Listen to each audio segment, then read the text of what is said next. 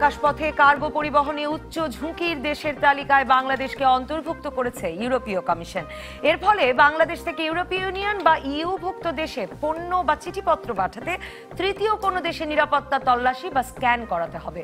বাংলাদেশ বিমানবন্দর থেকে পণ্য পরিবহন ব্যবস্থায় নিরাপত্তা ঘাটতির কারণে ইউ এমন সিদ্ধান্ত নেওয়ার আগে গত ১.৫ বছরে ঢাকার হযরত শাহজালাল আন্তর্জাতিক বিমানবন্দর থেকে সরাসরি কার্গো পরিবহনে নিষেধাজ্ঞা দিয়েছে অস্ট্রেলিয়া, যুক্তরাজ্য ও জার্মানি। ইউ আরোপিত উচ্চ ঝুঁকির তালিকা থেকে মুক্তি পেতে হলে ঢাকা বিমানবন্দরে বিস্ফোরক শনাক্তকরণ যন্ত্র ইডিএস বসাতে হবে। বাংলাদেশের শীর্ষ রপ্তানি পণ্য তৈরি পোশাকের প্রায় ৬৩% যায় ইউভুক্ত দেশগুলোতে। তৃতীয় দেশে আরেক দফা স্ক্যানিং করে ইউরোপে ঢোকা যেমন এর খরচ বাড়াবে, তেমনি পণ্য পৌঁছতে সময়ও লাগবে বেশি। বিশেষভাবে ফল, সবজি সহ পচনশীল খাদ্য সামগ্রী রপ্তানির ক্ষেত্রে এই নতুন নিয়ম বড় বাধা হয়ে দাঁড়াবে। ইউ প্রতিনিধি দল বাংলাদেশ থেকে কার্গো সরাসরি ঢোকার ওপর এই নিষেধাজ্ঞার খবর বাংলাদেশের বেসামরিক বিমান চলাচল কর্তৃপক্ষকে জানিয়ে আসার পর মঙ্গলবার থেকে বিমানবন্দরে নামানো হয়েছে বোমা শনাক্তকারী কুকুর। কিন্তু প্রশ্ন হচ্ছে, ১ বছরেরও বেশি সময় আগে আরও ৩টি গুরুত্বপূর্ণ দেশ বাংলাদেশের নিরাপত্তা প্রস্তুতির অভাবের অভিযোগে এখান থেকে সরাসরি পণ্য পরিবহনে নিষেধাজ্ঞা আরোপের পরেও কেন বিস্ফোরক শনাক্তকরণ যন্ত্র বসলো না, আর কেনই বা ইউর নিষেধাজ্ঞা আরোপের পরেই কুকুর মোতায়েন হলো? এর ফলে রপ্তানিকারকেরা শুধুই কি বাড়তি খরচ আর সময়ের ঝামেলায় পড়বেন, নাকি উচ্চ ঝুঁকির দেশ এবং নিরাপত্তা ব্যবস্থা সন্তোষজনক নয় বলে পরিচিতি পেলে একটা ভাবমূর্তির সংকটেও পড়তে হতে পারে? এসব নিয়ে আলাপে আজ রাজকাহন স্টুডিওতে আছেন নিরাপত্তা বিশ্লেষক, অবসরপ্রাপ্ত major general AK Mohammad Ali Shikdar, Bangladesh Biman pilot অ্যাসোসিয়েশনের সাবেক সভাপতি SM নাসিমুল হক এবং BGME এর সহসভাপতি মোহাম্মদ নাসির। স্বাগত আপনাদের তিনজনকেই। মোহাম্মদ নাসির, আমি যদি আপনাকে দিয়েই শুরু করি, যে আপনি হয়তো এই বিষয়ের কিছুটা ব্যাখ্যা দিতে পারবেন যে এর মধ্যে কি কাজ হয়েছে। মানে খবরে আমরা দেখি যে ১.৫ বছরে অনেকগুলো গুরুত্বপূর্ণ দেশ, যুক্তরাজ্য, অস্ট্রেলিয়া, জার্মানি নিষেধ করেছে। এখন ইউ মানে ইউরোপীয় ইউনিয়নভুক্ত সবগুলো দেশেই ঢুকতে হলে আসলে তৃতীয় দেশে স্ক্যানিং করে আরেকবার তল্লাশি করে যেতে হবে। এর মধ্যে আমরা কি কাজ করলাম? ধন্যবাদ আপনাকে। প্রথমে আমাদেরকে নিষেধাজ্ঞা দিয়েছিল অস্ট্রেলিয়া, তারপরে দিয়েছিল যুক্তরাজ্য, তারপরে দিয়েছিল জার্মানি। গত ১ জুন থেকে ইউরোপিয়ান ইউনিয়ন আমাদের হাই রিস্ক কান্ট্রি হিসেবে তারা নিষেধাজ্ঞা আরোপ করেছে। এখানে বিষয়টা হলো, আমরা পোশাক রপ্তানিকারক দেশ হিসেবে আমরা কিন্তু কটন প্রডিউসিং কান্ট্রি না। এমনিতেই আমরা লিড টাইম নিয়ে খুব সমস্যায় থাকি। আমাদেরকে মানে এভরি সেকেন্ড কাউন্ট করে কিন্তু পোশাক রপ্তানি করতে হয়। নির্দিষ্ট সময়ে নির্দিষ্ট পণ্যটা যদি ওই স্টোরে পৌঁছানো না যায়, তাহলে সেই ক্ষেত্রে কিন্তু আমরা এয়ার শিপমেন্টটা করি।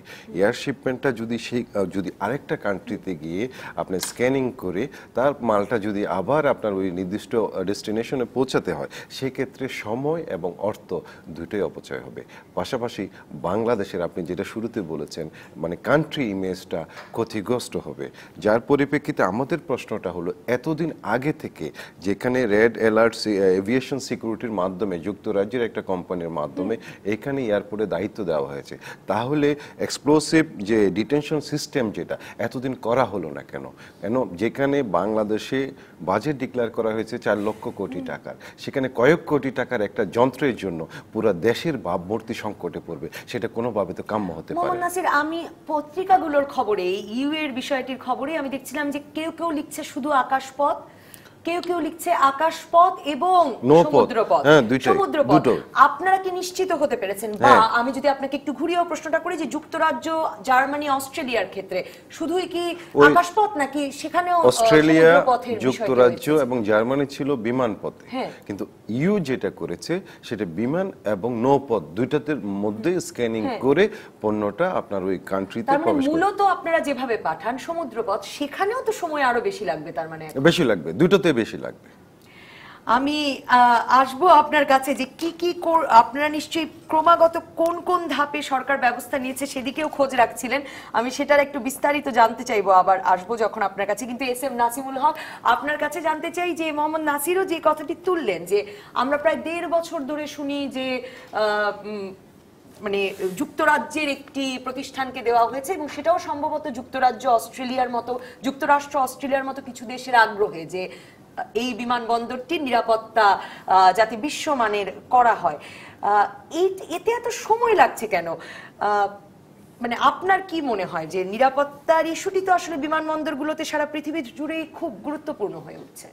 আসলে নিরাপত্তাটা ইটসেলফ খুব গুরুত্বপূর্ণ একটা ব্যাপার, কারণ এই কার্গোর মধ্যে অনেক রকম উল্টা পাল্টা কাজ হয়েছে, হয় না যে তা না। এখন আমাদের দেশে to ensure that the cargo is safe, ওরা যেরকম চাচ্ছে ওরকম স্ট্যান্ডার্ডের নাই। আমাদের সরকারের সিস্টেমে বা সিভিল এভিয়েশন, এইটার দায়িত্ব কিন্তু সিভিল এভিয়েশন।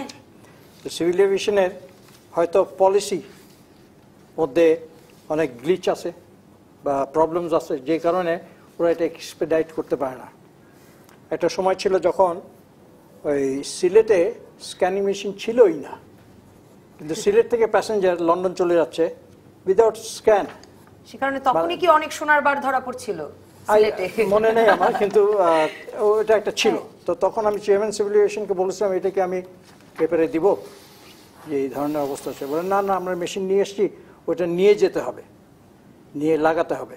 তো এই নিয়ে এসছি লাগাতে হবে, এটার মধ্যে একটা ঢিলামি ছিল, আমি লক্ষ্য করেছি। তো সিকিউরিটির ব্যাপারটা এমন, বিকজ এভরি ডে কাউন্টস, এটার মধ্যে আমাদের অনেক কিছু ইনভলভ। ব্যবসা একটু মানে এ তো শুধু তৈরি পোশাক যাবে বা রপ্তানি পণ্য যাবে তাই নয়, মানে আমি আপনিও তো যাই।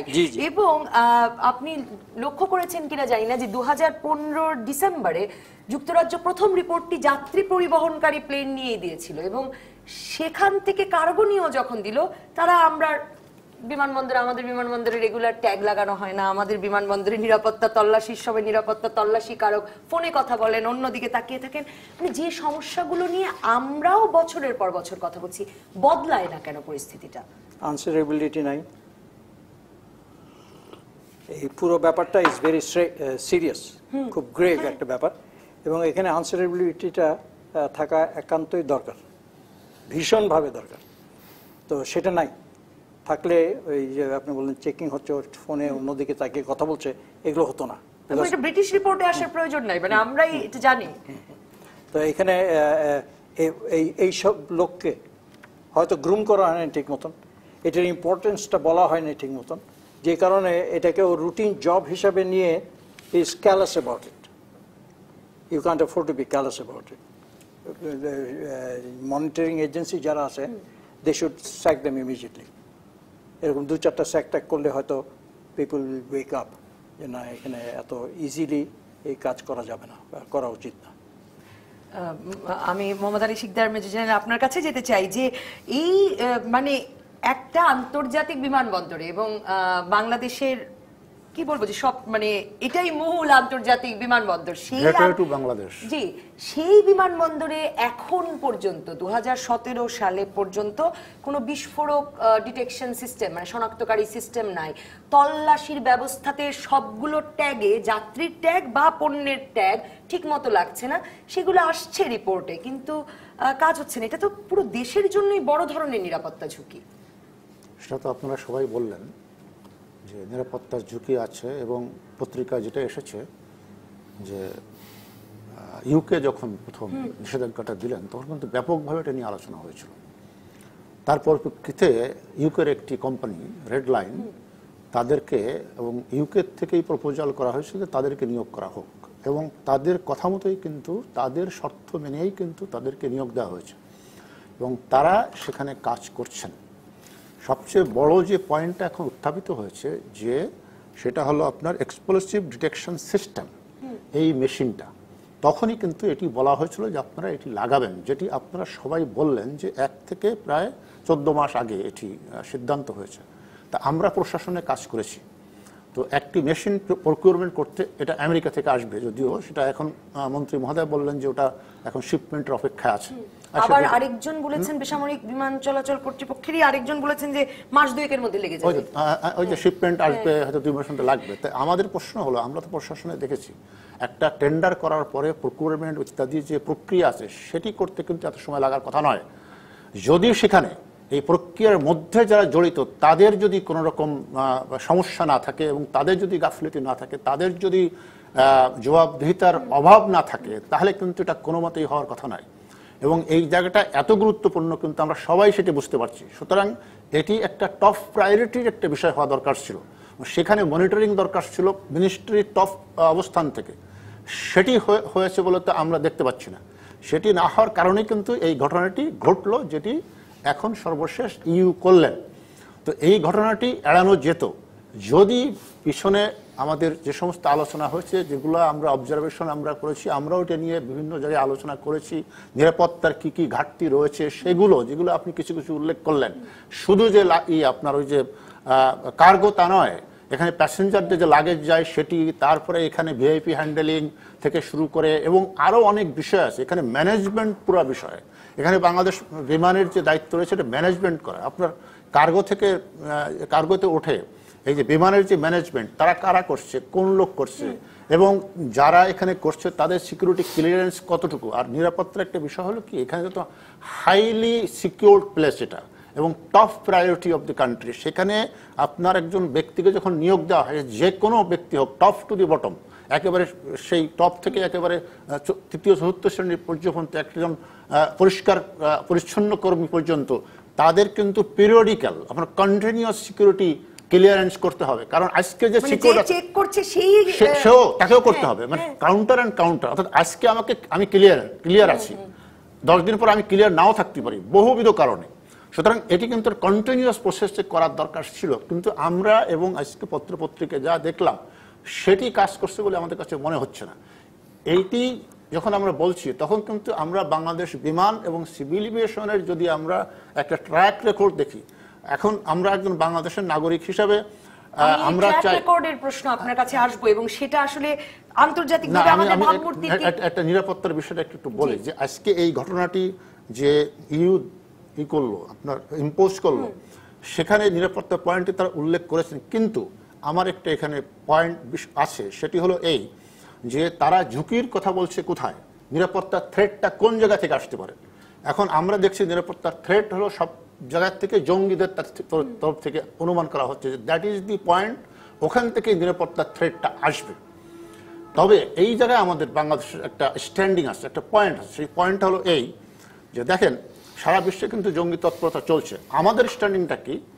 আমাদের স্ট্যান্ডিং হলো এই 2009 সালের পর থেকে বাংলাদেশে অনেক জঙ্গি তৎপরতা আমরা দেখেছি, কিন্তু একটি জিনিস কিন্তু জঙ্গিরা বাংলাদেশে করতে পারেনি। সেটি হলো কি, যেখানে কোনো আমাদের কি পয়েন্ট ইনস্টলেশন বা এই ধরনের জায়গা আছে সেখানে কিন্তু আমাদের যেখানে আমাদের নিরাপত্তা বলয় সবসময় থাকে, সেখানে কিন্তু তারা ঢুকে কোনো তৎপরতা চালাতে পারে না। নিরাপত্তা বলয়টি বিমানবন্দরে কতটা কার্যকর আছে সেটা নিয়ে যেমন প্রশ্ন আছে, প্রশ্ন থাকলেও এখন প্রশ্ন থাকলে হলো যে আমাদের কিন্তু আমরা দেখেছি যে ব্রাসেলসের এয়ারপোর্টে কিভাবে তারা সবকিছু জানার পরেও সেখানে ঢুকে তারা তৎপরতা চালিয়েছে, কিন্তু আমাদের কিন্তু সেটি করতে পারেনি। এক নম্বর, আর গত 1 বছর ধরে বাংলাদেশে যে জঙ্গি তৎপরতা, যে দমন নিয়ন্ত্রণ, সেটা কিন্তু আমাদের আইন শৃঙ্খলা রক্ষাকারী যথেষ্ট সফলতার পরিচয় দিয়েছে। সুতরাং এই 1 বছরের মাথায় এই মুহূর্তে এসে এই ক্যান্সেলটার যথার্থ কারণ আছে, তারা যা বলেছে তার সাথে কোনো দ্বিমত আমরা করতে চাই না, কিন্তু এই মুহূর্তে এই ক্যান্সেলেশন অর্ডারটা বা এই যে রেস্ট্রিকশনটা, এটা শুধুই কি নিরাপত্তার জন্য না এর পিছনে অন্য কোনো কারণ আছে, সেই বিষয়টা আমাদের ভেবে দেখা দরকার।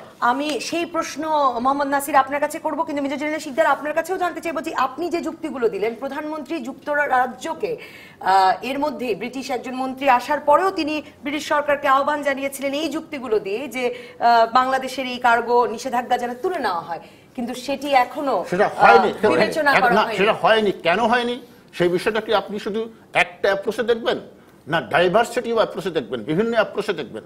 সেটি কি শুধুই কি নিরাপত্তা, এখানে কোনো ডিপ্লোম্যাটিক বিষয় আছে কিনা, এখানে কোনো রাজনৈতিক বিষয় আছে কিনা, সেই বিষয়গুলো যদি বিগত দিনের ঘটনা প্রবাহ আপনি দেখেন, তার সাথে কোনো সূত্র এখানে সংযোগ হচ্ছে কিনা, সেই বিষয়টি বোধহয় আমাদের খতিয়ে দেখা দরকার। মোহাম্মদ নাসির আপনার কাছে আমি আসবো একটা বিরতির পর, যে আসলে এর মধ্যে অন্য কোনো বৈশ্বিক রাজনীতিও দেখেন কিনা, নাকি আপনাদেরকে আমাদের প্রস্তুতির অভাবটাই আসলে হতাশ করে। দর্শক থাকুন রাজকাহনে টেলিভিশনে, ফেসবুকে, ইউটিউবে।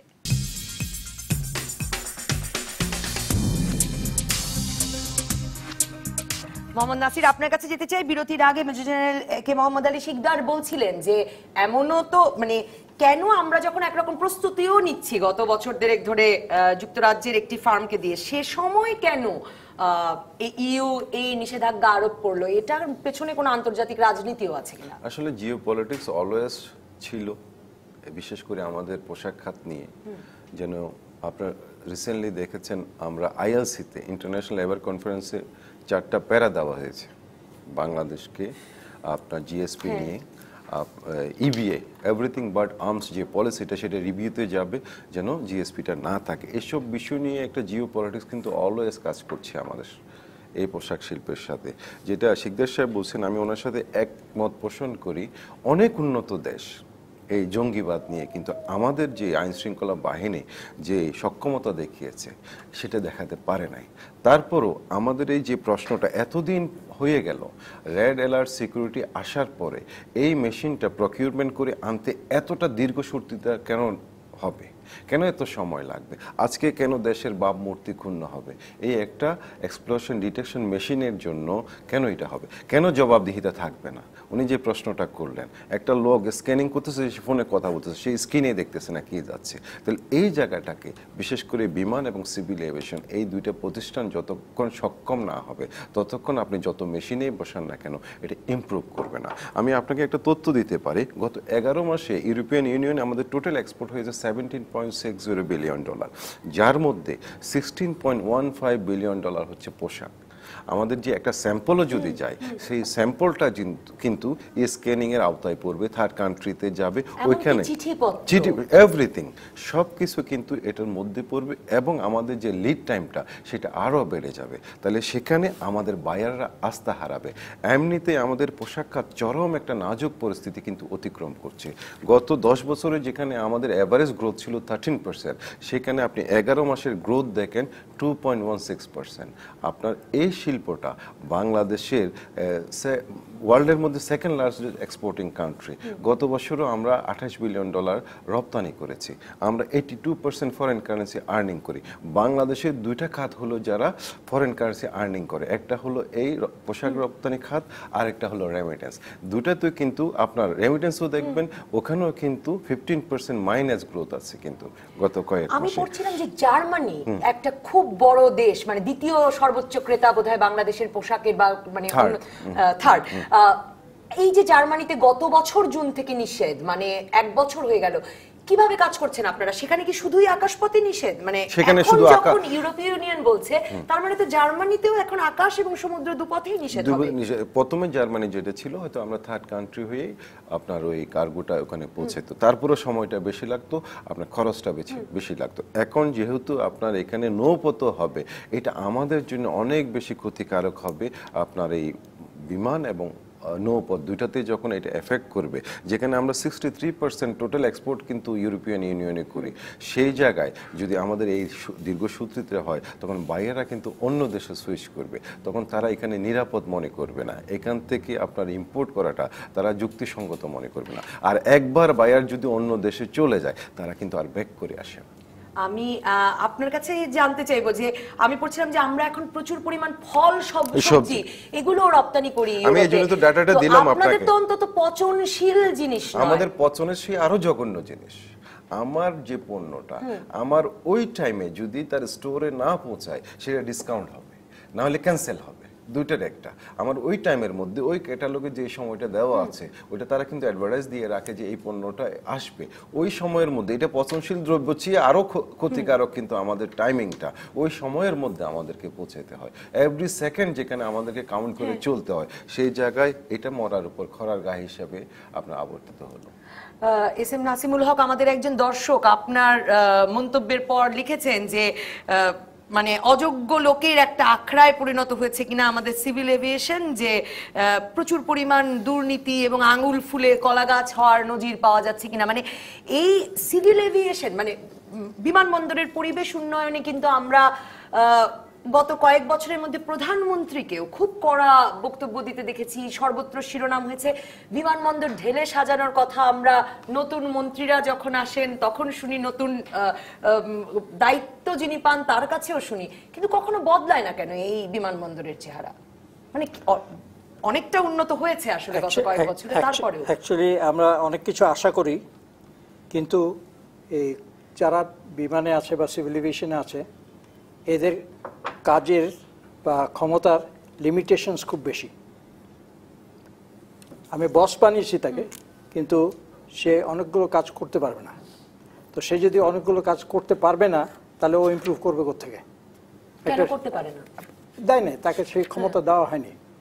এখানে অনেকগুলো স্টেপস আসছে, যেমন আপনার মনে করেন এই যে মন্ত্রী, উইদাউট এনি প্রেজুডিস যে মন্ত্রী আসছেন এভিয়েশনে, he has no knowledge about aviation or aviation commerce সম্বন্ধে কোনো ধ্যান ধারণাই নাই। কিন্তু সেটা একটা বিশেষায়িত সাবজেক্ট তো বটে। and we are expecting যে উনি এখানে দিনকে রাত করে ফেলবেন বা রাতকে দিন করে ফেলবেন। এই এক্সপেকটেশনটা আমাদের রং। এক, দুই নম্বর হচ্ছে যারা কাজ করছে in the actual field, actually civil aviation আর বিমান যদি বলেন ইমপ্রুভ করেছে, একদম করে নেই যে তা না, তার মধ্যে অনেক ফাঁক আছে, অনেক ফাঁক আছে। ওই ফাঁকে অনেক লসও হয়েছে, which he very rightly said. Policy matters যেগুলো, এগুলোকে যদি ঠিক মতন না দেখা হয় আর ঠিক মতন এগুলোকে করানোর চেষ্টা না করা হয়, তাহলে এই দুটো জায়গা কিন্তু কোনো সময় ইমপ্রুভ করবে না। কিন্তু আমি যদি একটা সুনির্দিষ্ট ঘটনাই বলি, যে এবারই যখন ইউরোপীয় ইউনিয়ন যেদিন গিয়ে জানালো যে তারা নিষেধাজ্ঞা আরোপ করেছে সিভিল এভিয়েশন কর্তৃপক্ষকে, তার পরদিন থেকে র্যাব বিজিবির বোমা শনাক্তকারী কুকুর নিয়ে এসে তল্লাশি শুরু করা হলো। তো এই উদ্যোগটাই বা আমরা আগে নিতে পারলাম না কেন? আমি অ্যাকচুয়ালি আজকে একজনের সাথে আলাপ করেছি, তো উনি বললেন যে তাদের কাছে ইউরোপিয়ান ইউনিয়ন থেকে যেটা বলা হয়েছে সেটা হচ্ছে যে তোমার সেকেন্ডারি স্ক্যানিং এর প্রভিশন থাকতে হবে, এটা থাকলে পরে then we will accept, otherwise we will not accept. Primary scanning আছে যেটাতে সবকিছু ডিটেক্ট করা যায় না, এক। তো সেকেন্ড মোড, তিনটা ওয়ে আছে of checking the baggage. Second হলো এই কুকুর দিয়ে করা, তো কুকুর অ্যাডিকুয়েট কুকুর নাই আমাদের, যদিও আই ক্র্যাকড এ জোক যে আমাদের দেশে অনেক কুকুর আছে, এদেরকে নিয়ে করলে হয়, বাট দ্যাট ওয়াজ আর আমি নিশ্চিত যে র্যাব বিজিবির কুকুর তো নিশ্চয়ই অন্য কাজেও লাগে, মানে তারা তো শুধু বিমানবন্দরে দিনের পর দিন আসলে। আর আরেকটা যেটা আপনি বললেন ইজিএস, ইডিএস, এটা ওরা ইনস্টল করার চেষ্টা করছে, ঠিক আছে। এখন উনি যেটা বললেন যে প্রসেসের মধ্যে তো টাইম লাগার কথা না, কিন্তু লেগে যাচ্ছে। এই লাগছে যে এটা হচ্ছে যে ভেতরে অনেক কিছু হয়, যেমন কেউ হয়তো 5 টাকার জিনিস 50 টাকা দিতে চাচ্ছে, তো ওটার জন্য একটু প্রসেসে টাইম লেগে যাচ্ছে। ফোর্থ আর একটা সিকিউরিটি চেক আছে, which is done with a sort of a litmus paper. হ্যাঁ, তো উনি আমাকে বললেন যে এটা দিয়ে যদি করি তাহলে মনে করেন একটা কন্টেনার ক্লিয়ার করতে আমার 7 থেকে 10 দিন লাগবে। That will be even terrible. তা আমরা এখন ওই সেকেন্ডারি স্ক্যানিংটা ইনস্টল করে করতে চাচ্ছি, এবং সেটা করলে পরে they should accept. Major general Shikdar, আপনি যে শুরু করেছিলেন বলা যে শুধুমাত্র তো যন্ত্রের ব্যাপার নয়, যারা তল্লাশি করে তাদেরও নিরাপত্তা চেকিং এর প্রশ্ন আছে। আরেকটি প্রসঙ্গ মনে পড়ে গেল নাসিমুল হকের কথায়, যে এই ব্রিটিশ রিপোর্টে কিন্তু সেটাও বলা হয়েছে যে আমাদের কার্গো থেকে যেসব পণ্য নামে সেগুলো খোলা আকাশের নিচে পড়ে আছে, দিনের পর দিন পড়ে আছে। কাজে এগুলোকেও, ইউরোপীয় ইউনিয়ন থেকে বলা হয়েছে, আমি দুঃখিত, যে এগুলোকেও একটা ভেতরে নেওয়ার ব্যবস্থা করতে হবে। তো আসলে তো অনেকগুলো জায়গা ঢেলে সাজাতে হবে, সেগুলো না সাজিয়ে আপনি যে ব্রাসেলসের উদাহরণ দিচ্ছিলেন, প্রধানমন্ত্রীও তা দিয়ে যুক্তরাজ্যকে নিষেধাজ্ঞা তুলে নিতে বলেছিল, কেউ তো শুনছে না। এখন শুনছে না কেন, সেটিও যেটি আমি শুরু করেছিলাম, এটার বহুবিধ কারণ থাকতে পারে, কিন্তু বিষয়টা হলো যে আমাদের যেখানে সক্ষমতা অভাব রয়েছে, আমাদের যেখানে করণীয় রয়েছে, সেটি আমরা না করে অন্যের উপর দোষ দিতে চলবে না। যদি অন্য কোনো উদ্দেশ্য থেকেও থাকে, আমরা যদি ধরেও নেই যে তাদের অন্য কোনো উদ্দেশ্য আছে, তো তারা তো এই আমাদের যে সক্ষমতার অভাব, আমাদের যে ঘাটতি রয়েছে, সেইগুলোকে তারা অজুহাত হিসাবে ব্যবহার করবে, এটাই স্বাভাবিক। প্রত্যেক দেশ বা রাষ্ট্র তাদের স্বার্থ, সেটি রাজনৈতিক স্বার্থ হোক, কূটনৈতিক স্বার্থ হোক, ভূ রাজনৈতিক কোনো খেলার অংশ হোক, সবকিছুই তারা তো খুঁজতে থাকবে যে লুফলটা কোথায়, কোথায় ধরলে আমরা পাবো? সুতরাং এই যে জায়গাগুলো আমরা তাদেরকে দোষ দেওয়ার আগে আমাদের সক্ষমতার অভাব যদি আমরা অ্যানালাইসিস করি এবং সেটি যদি করি তখন কিন্তু আমরা শক্তভাবে সেটি মোকাবেলা করতে পারি।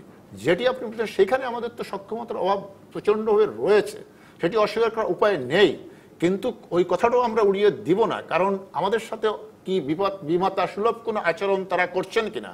যদি আমি তুলনামূলক চিত্র আপনাকে দেই যে সমস্ত দেশে আমাদের দেশ থেকে নিরাপত্তা ঝুঁকি বেশি, ইভেন টু দি এক্সটেন্ট আমি নাম বলি, মুসলিম প্রধান কান্ট্রি ইন্দোনেশিয়া কিন্তু তারা নিষেধাজ্ঞা দেয়নি। জামাইয়া ইসলাম ইন্দোনেশিয়া যেভাবে তাণ্ডব চালিয়েছে, 2002 সালে বালিতে যেভাবে তারা তাণ্ডব চালিয়েছে, তাদের পুলিশ বাহিনীর হেডকোয়ার্টারের ভিতরে ঢুকে তারা যেভাবে হত্যাকাণ্ড চালিয়েছে, সেই ঘটনা কিন্তু তারা করতে পারে না। কিন্তু ইন্দোনেশিয়ার উপর তারা কিন্তু নিষেধাজ্ঞা দিচ্ছে না।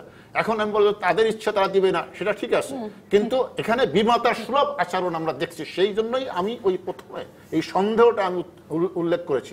তো সেটা আমাদের প্রধান বিষয় না, আমাদের প্রধান আমরা ঠিক হতে হবে, আমাদের ঠিক হতে হবে। এই তালিকাগুলোয় ঢোকা আসলে আন্তর্জাতিকভাবে কি ভাবমূর্তির কোনো ক্ষতি করে কিনা?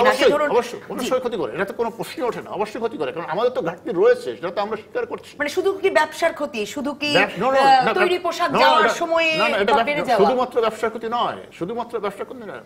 বাংলাদেশ রাষ্ট্র হিসেবে যদি আপনার ভাবমূর্তি ক্ষুণ্ণ হয় তাহলে কিন্তু বহুবিধ জায়গায় আমাদের যে ভূ রাজনৈতিক আমাদের যে ইকুয়েশন আছে, আমাদের যে ডিপ্লোম্যাটিক ইকুয়েশন আছে, সেই জায়গায় কিন্তু ক্ষতিগ্রস্ত হবে এবং সেটি বরঞ্চ আরো বেশি বিরূপ প্রভাব পড়বে আমাদের সামগ্রিক রাষ্ট্র ব্যবস্থার উপরে, সামগ্রিক রাষ্ট্রের নিরাপত্তার ব্যবস্থার উপরে তার বিরূপ প্রভাব পড়বে। সুতরাং এই জায়গাগুলো কিন্তু অত্যন্ত সিরিয়াসলি দেখা উচিত ছিল। যে কথাটি আপনি উঠিয়েছিলেন যে সার্বিক ব্যবস্থাপনায় যে এত লোক ভিতরে ঢুকে, আপনাকে আমি একটা উদাহরণ দিই। আজকে এখানে আসার আগে আমি একটা এয়ারপোর্টে যারা কাজ করে তাদের একজন টেলিফোন করলাম যে ভাই কি বিষয় টিষয়, তারা একটা ঘটনা বললো যেটা শুনে আমি নিজেই খুব অ্যালার্মড হয়েছি। সেই ঘটনাটা কি দেখেন, ওই যে বিভিন্ন দেশের বা বিভিন্ন যে বিমান আসে এখানে আপনার টাচ করে, তারপরে বিমান ক্লিনিং হয়, ক্লিনিং হওয়ার পরে এতে বর্জ্য আসে, মানে ওয়েস্ট জিনিস এখানে, এটা জমা করা হয় একটা জায়গায়। জমা করা হওয়ার পরে এটা তো সরিয়ে কোথাও নিয়ে যাওয়ার কথা। সেটা কিভাবে হয় জানেন? এখন আমাকে বললেন যে এখানে একটা সিন্ডিকেট তৈরি হয়েছে, বাইরের কিছু লোক তারা সিভিল এভিয়েশনকে টাকা দিয়ে এখান থেকে এটা নিয়ে যায়। এখন তারা প্রশ্ন তুলছে যে এটা তো সিভিল এভিয়েশন বরঞ্চ স্পর্শকাতর, সেখানে তো আপনার বরঞ্চ সিভিল এভিয়েশন সিকিউরড কন্ট্রাক্টর নিয়োগ করবে, তাদেরকে টাকা দিবে, তারা সার্ভিস দিয়ে এখান থেকে নিয়ে যাবে, তাদেরকে সিকিউরিটি স্ক্যানিং হবে। এখানে সেই যে কথাটি সে বললো যে দেখেন এর সুযোগে এই যে সোনা চোরাচালানি হচ্ছে, এর ভিতর দিয়ে কিন্তু চোরাচালানি হচ্ছে এবং এর ভিতর দিয়ে ড্রাগস পাচার হচ্ছে। এবং আপনাকে আমি নিরাপত্তা দৃষ্টিভঙ্গি থেকে যখন কথা বলছি তখন এই কথাটি আমাকে বলতে হবে যে এই যে ড্রাগ পাচার আর সোনা পাচার যারা হয়, একেবারে অনেক উদাহরণ আমাদের কাছে আছে, রেকর্ড আছে যে এর সাথে অস্ত্রের চোরাচালানো সম্পর্কিত। সুতরাং আসলে তো যে কোনো কিছুই পার করা সম্ভব, অস্ত্র চোরাচালান সম্পর্কিত এবং সেখানে অস্ত্র চোরাচালান সম্পর্কিত আমরা বাংলাদেশে এখন অস্ত্রের জঞ্জানি দেখছি, গত কয়েকদিন ধরে তো আপনি খবর পাচ্ছেন। সুতরাং এই বিষয়গুলো কিন্তু আমাদেরকে আরো ভাবিয়ে তোলে যে এই যে বৃহত্তর চক্র, এই চক্রের সাথে কি অস্ত্রের যে চোরাচালানি চক্র তাদের কোনো সম্পর্ক আছে কিনা, এবং তাই যদি হয়ে থাকে তাহলে আমাদের যে জঙ্গি তৎপরতা এবং আমাদের যে আরো আমরা যে সমস্ত আশঙ্কিত যে সমস্ত বিষয় দেখছি পরিস্থিতি আগামীতে, সেটি আরো আমাদের জন্য মানে শঙ্কার সৃষ্টি করবে এবং সেই বিষয়টি কিন্তু গুরুত্বপূর্ণ।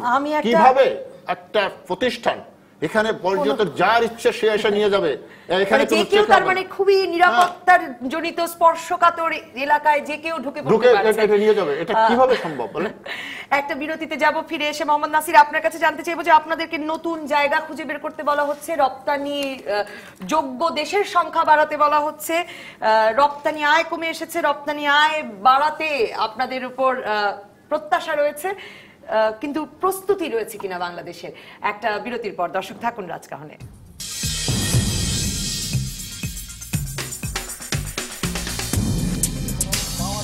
ফিরে এলাম রাজকাহনে। মোহাম্মদ নাসির, একদিকে আপনাদেরকে নতুন নতুন রপ্তানি করবার জন্য নতুন নতুন দেশ খুঁজে বের করতে বলা হচ্ছে, আপনাদের কাছে প্রত্যাশা যে আপনারা রপ্তানি আয় বাড়াবেন, এবছর একটু কমেছে আপনিও সেটা বলছিলেন, তো কিন্তু অন্যদিকে তো অনেকগুলো দেশে আপনারা আসলে প্রতিদ্বন্দ্বিতায় টিকে থাকতে সমস্যা হবে এই অনেক রকম বাধা নিষেধের মধ্যে। আসলে বাধা চ্যালেঞ্জগুলা অতিক্রম করেই কিন্তু $12,000 থেকে এই শিল্পটা $28 বিলিয়ন রপ্তানি করেছে। প্রতিনিয়ত আপনার everyday there is a challenge, কিন্তু এখন কিন্তু মাল্টিপল চ্যালেঞ্জ। আপনার আমাদের যে সমস্যাগুলো সেগুলি বলে শেষ করা যাবে না, সারা অঙ্গে ক্ষত ওষুধ দিব কত, শেষ হবে না বলে। আপনার আমাদের পোর্টের আপনার একটা জাহাজ বার্থিং নিতে যে সময় লাগার কথা তার চেয়ে অনেক বেশি সময় নিচ্ছে। আমাদের প্রতিটা জায়গায় আমরা লিড টাইম হারাচ্ছি। আমার যেই পরিমাণ সময়, যেহেতু আমার এখানে যদি ফ্যাব্রিক থাকতো লোকালি, তাহলে আমাকে ইম্পোর্ট করে আনতে হতো না, সেখানে আমার কিন্তু 1.5 থেকে 2 মাস আমার সময়টা সেভ হয়ে যেত, হয়তো লোকালি আমরা নিতে পারতাম। তারপরে হলো আমরা গ্যাসের একটা প্রচণ্ড সমস্যার মধ্যে আছি। গ্যাসের কারণে প্রেশার নাই, তারপরে কোনো লোড ট্রান্সফার নাই, কোনো নতুন কানেকশন নাই, এই সমস্যার মধ্যে আছে। তারপরে সমস্যা হচ্ছে আমাদের প্রতিদ্বন্দ্বী সবগুলো দেশের ডলারের সাথে তাদের মুদ্রার কিন্তু অবমূল্যায়ন হয়েছে, আমাদের দেশে রেদার অতি মূল্যায়ন হয়ে যাচ্ছে। তো আমাদের এই সমস্যাটা, তারপরও এর মধ্যে আপনি যাকে বলছেন এই যে কার্গো নিষেধাজ্ঞাকে আপনি বলছিলেন যে মরার উপর খাড়ার ঘা, আর কোন দেশে কি এরকম নিষেধাজ্ঞা আছে? কারণ সাধারণভাবে তো বাংলাদেশের মতো উন্নয়নশীল দেশগুলোই পোশাক রপ্তানিকারক হিসেবে কাজ করে। এরকম আমরা বিভিন্ন সেমিনার সিম্পোজিয়ামে যখন যাই আমরা প্রশ্ন করি, China is the first largest exporting country in the world, চায়নাতে অ্যাকর্ড অ্যালায়েন্স নাই কেন? চায়নার জন্য এসব শর্ত, এসব কঠিন বিধিনিষেধ নাই কেন? তখন কিন্তু তারা কোনো উত্তর দিতে পারে না। তারা বলে যে না, আমরা বাংলাদেশকে রোল মডেল করতে চাই। তাহলে সব কিছুতে তুমি বাংলাদেশকে রোল মডেল করার কোনো প্রয়োজন নাই। তুমি ইন্দোনেশিয়ায় করো, তুমি ভিয়েতনামে করো, আরেকটা দেশে করো, কিন্তু আপনার ওয়ার্ল্ডের কোনো জায়গায় কিন্তু অ্যাকর্ড অ্যালায়েন্স আছে নাই, একমাত্র বাংলাদেশে হয়েছে। এবং তারা 2018 পরে আরও যেন কন্টিনিউ করতে পারে সেই হিসেবে কষে আছে কেমনে তারা থাকতে পারবে। তো তারপরও আমাদেরকে এই চ্যালেঞ্জগুলো অতিক্রম করে এগিয়ে যেতে হবে। আপনি যেটা বলেছেন, প্রোডাক্ট এবং মার্কেট ডাইভার্সিফিকেশন আমাদেরকে করতেই হবে। তারপরে নতুন বাজারের জন্য আমরা সরকারকে ধন্যবাদ জানাই যে এখানে একটা ইনসেন্টিভ দিয়েছিল 2010 থেকে 5%, 4%, এখন 3%, যে নতুন মার্কেটে ইউরোপ এবং আমেরিকার বাইরে যারা এক্সপোর্ট করবে তাদেরকে এই প্রণোদনাটা দেওয়া হয়, যার কারণে আমাদের অলমোস্ট 4 বিলিয়নের উপরে কিন্তু নতুন বাজারে এক্সপোর্ট হচ্ছে। রাশিদুল আকবর নামে আমাদের একজন দর্শক নাসিমুল হক প্রশ্ন করেছেন, বলছেন যে ইমেজের ক্ষতি হওয়ার আগে তো ইমেজ তৈরি করতে হবে। ইন্টারন্যাশনাল কমিউনিটির কাছে আমাদের ইমেজ মানে 18 মাসে বছর, আর সিরিয়াসলি ইনেপ্ট মানে অদক্ষ প্রশাসন, আমরাই আমাদেরকে ছোট করার সময় দেই কিনা। আর মুস্তাফিজুর রহমান নামে একজন দর্শক লিখছেন যে সিভিল এভিয়েশনে আসলে দায়িত্বরত লোকের সংখ্যাও যদি বাড়ানো না হয়, এবং যে প্রসঙ্গ আপনারা সবাই বললেন যে বিমানের কার্গো হ্যান্ডলিং এর দক্ষতা যদি বাড়ানো না হয় এবং করাপশন যদি না কমে সিএনএফ এবং কাস্টমসের, তাহলে আসলে এই কোনো সমস্যারই সমাধান হবে না। কাজে সমস্যাগুলো আসলে মনে হয় দর্শকও জানেন। অবশ্যই জানেন, কারণ পেপারে যখন আসে ওরা তো দেখে সবই। প্রবলেমটা উনি যেটা মেনশন করেছেন যে কাস্টমস, একটা বিমানবন্দর তো আসলে একটা ইমেজ, মানে মানে এটা দিয়ে একটা দেশের চেহারাও বোঝা যায়। মানে সেখানে এসে 18 মাসে বছর আর ইনেপ্ট অ্যাডমিনিস্ট্রেশন দেখাটা ভালো কিনা ইমেজের জন্য একজন লিখে। আমি একটা একটু অন্যভাবে বলি জিনিসটা। বিদেশে বা বিদেশি কোম্পানি ঢাকাতে যারা আছে চালাচ্ছে, ওইখানে একই বাঙালি যদি ওর 8 ঘন্টা বা 10 ঘন্টার চাকরি হয়, তাহলে ওইখানে সে 8 ঘন্টা কাজ করে। আর আমাদের বিমানে বা সিভিল এভিয়েশনে যদি 10 ঘন্টার কাজ হয়, তাহলে ও 4 ঘন্টার কাজ করে, বাকি 6 ঘন্টা কিন্তু করে না। তো 18 মাসে বছর হবে না কেন? বিকজ এখানে ওই আনসারেবিলিটি নাই, পলিসির অ্যাডহেরেন্স নাই, এখানে এনশিওর করছে না কেউ। ইউনিয়নিজম ইজ স্ট্রঙ্গার সামটাইমস, এবং তারা ডিকটেট করছে। তো এইসব ফেলিয়ারের কারণে ইমেজ ক্ষুণ্ণ হচ্ছে। যথাযথ পাওয়ার দিতে হবে এক্সিকিউটিভসদের। It's not that you are the boss, but you must go through me, এটা করলে হবে না। তো যেটা বেশিরভাগ ক্ষেত্রেই হচ্ছে, সেই জন্য কোনো ডেভেলপমেন্ট হচ্ছে না।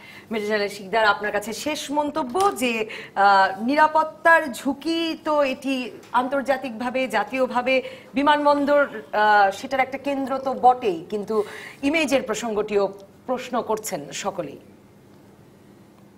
ইমেজের প্রশ্নটি আমরা কিন্তু আলোচনা করলাম যে সবচেয়ে বড় জায়গা হলো ওইটি। তো আপনি যদি সুনির্দিষ্টভাবে আজকে যে বিষয়টি আমরা আলোচনা করছি সেখানে অবশ্যই আমাদের ইমেজের ক্ষতি করছে, এটি একটি বিষয়। বাট সামগ্রিকভাবে বাংলাদেশের ইমেজ কিন্তু আজকে বাংলাদেশে বলেন, বিশ্বে বলেন, অনেক উন্নত মানের এবং উন্নত মর্যাদার জায়গায় কিন্তু বাংলাদেশের ইমেজ রয়েছে। কিন্তু সেই ইমেজটা ধরে রাখার জন্য আমাদের যেখানে যেখানে এই ঘাটতি রয়েছে, বিশেষ করে আমরা আলোচনা করলাম যে একটা আন্তর্জাতিক বিমানবন্দর হলো গেটওয়ে অফ এ কান্ট্রি, একটা আয়নার মতো। সেই আয়নায় মানুষ যখন দেখে তখন তার চেহারাটা কি সুন্দর দেখাচ্ছে না খারাপ দেখাচ্ছে সেটা কিন্তু সেখান থেকে সে বোঝে। সুতরাং সেখানে এসে যদি তারা এই যে বিষয়গুলো আমরা আলোচনা করলাম এত সময় ধরে, সেই বিষয়গুলো যদি পরিলক্ষিত হয় তাহলে ডেফিনেটলি সেটা ইমেজের জন্য ক্ষতিকর হবে। সে একটা ইমেজের বিষয়, কিন্তু আমি সেই ইমেজ তো অবশ্যই আমাদের প্রায়োরিটি, বাট তার থেকে টপ প্রায়োরিটি আমি দেবো, তার থেকে টপ প্রায়োরিটি নিরাপত্তা। আজকে মনে করেন যে ব্রাসেলসের মতো একটি ঘটনা যদি বাংলাদেশে ঘটে যায়, ব্রাসেলস ইউরোপীয় ইউনিয়নের রাজধানী, ব্রাসেলস ইউরোপের একটা কান্ট্রি, তারা সামাল দিতে যেভাবে পেরেছে আমরা কি সেইভাবে সামাল দিতে পারবো? সেই বিষয়টা কিন্তু আমাদের নেওয়া উচিত। সুতরাং যা কিছু করা হোক না কেন এই নিরাপত্তার বিষয়াদি নিয়ে যেভাবে আমরা দেখলাম যে একটা মেশিন প্রকিউর করতে 1-1.5 বছরে হচ্ছে না, এই সমস্ত জায়গাগুলো আমাদের একেবারে সবাইকে জবাবদিহিতার মধ্যে আনা উচিত। এবং বাংলাদেশ বিমানের যে অবস্থা আমরা দেখি, সেই জায়গায় কেন এত লেখালেখি হচ্ছে, পত্রিকা আমরা দেখছি বছরে শত কোটি কোটি, প্রত্যেক বছরে শত কোটি কোটি টাকা তারা লোকসান দিচ্ছে। সারা বিশ্বের বিমান যেখানে লাভ হচ্ছে, বাংলাদেশের থেকে আজকে দেখেন কত বাংলাদেশের নাগরিক বিদেশে যাচ্ছে, কত মানুষ বাংলাদেশের ব্যবসা বাণিজ্য আসছে, সেখানে আমাদের বাংলাদেশ বিমান কেন লোকসান দেবে? এই জায়গাটায় গেলেই তো সমস্ত এটা বের হয়ে আসে, সমস্যাটা কোথায়, প্রতিটি সমস্যা সেখানে চিহ্নিত হয়। কিন্তু হয়তো সমাধান সূত্রটা খুব সহজ নয়। অসংখ্য ধন্যবাদ মেজর জেনারেল শিকদার, ধন্যবাদ নাসিমুল হক, ধন্যবাদ মোহাম্মদ নাসির, ধন্যবাদ দর্শক যারা সঙ্গে ছিলেন। আজ সাফল্য গাথা দিয়ে শেষ করতে চাই। প্রতিষ্ঠার 17 বছরের মধ্যেই জয়পুরহাটের কালাই মহিলা ডিগ্রি কলেজ জেলার 28টি কলেজের মধ্যে অন্যতম একটি কলেজ হয়ে উঠেছে। নারী শিক্ষায় অগ্রণী ভূমিকা পালন করা এই কলেজটিতে কারণে প্রতি বছরই বাড়ছে শিক্ষার হার। ধন্যবাদ।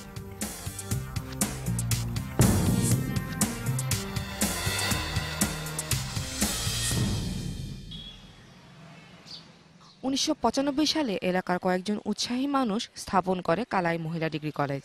2016 সালে সরকার কলেজটিকে জাতীয়করণের তালিকাভুক্ত করার পর প্রধানমন্ত্রী শেখ হাসিনা এখানে স্থাপন করেন শেখ রাসেল ডিজিটাল ল্যাব। কলেজের 1,500-এর বেশি শিক্ষার্থীর মধ্যে এখন 50% শিক্ষার্থী কম্পিউটারে পারদর্শী। আগে কঠিন মনে হতো, কিন্তু এখন আর কঠিন মনে হয় না। এখন এখানে এসে মনে হয় যে খুব সহজ। ল্যাবে বসে আমরা সবকিছু অলরেডি পেয়ে থাকি, ইন্টারনেট, ফেসবুক, আমরা সবকিছু করতে পারি। শিক্ষার্থী বেড়ে যাওয়ায় 120 জনের জন্য তৈরি হোস্টেলে জায়গা দেওয়া যাচ্ছে না। শিগগিরই আরও একটি ভবন নির্মাণ করা হবে বলে জানান ম্যানেজিং কমিটির সদস্য।